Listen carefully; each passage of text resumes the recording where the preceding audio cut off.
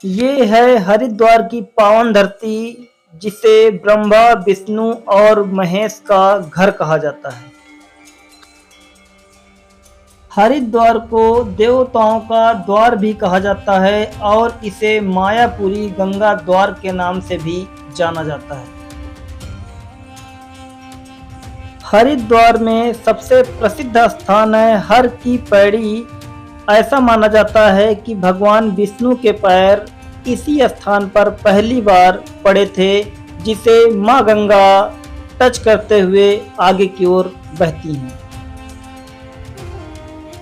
ऐसा माना जाता है कि हरिद्वार में स्नान करने से मोक्ष की प्राप्ति होती है और जब समुद्र मंथन हुआ था तो धन्वंतरी जब अमृत कलश लेकर के जा रहे थे तो ऐसा माना जाता है कि अमृत की कुछ बूंदें हरिद्वार में आकर गिर गई थी, इसलिए यह स्थान बहुत पवित्र है और इसे भगवान विष्णु का स्थान माना जाता है। हरिद्वार में जो ये मंदिर आप देख रहे हैं, इसके कई रहस्य हैं, लेकिन ऐसा माना जाता है इस मंदिर को राजा विक्रमादित्य के द्वारा बनवाया गया था, जो आज आपके सामने है। हरिद्वार सभी स्थानों में सबसे पवित्र स्थान माना गया है। ऐसा माना जाता है इस स्थान पर जो भी भक्तगण आते हैं उनको मोक्ष की प्राप्ति होती है। हरिद्वार का यह पावन स्थान 2360 वर्ग किलोमीटर में फैला हुआ है, जो उत्तराखंड में स्थित है।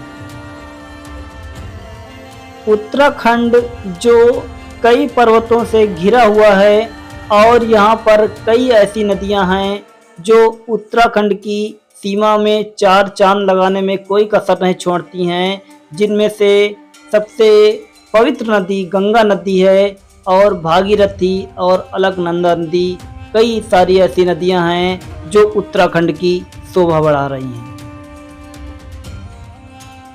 उत्तराखंड को भोलेनाथ का गढ़ कहा जाता है और यही वो स्थान है जहां स्वर्ग जाने का रास्ता मिलता है।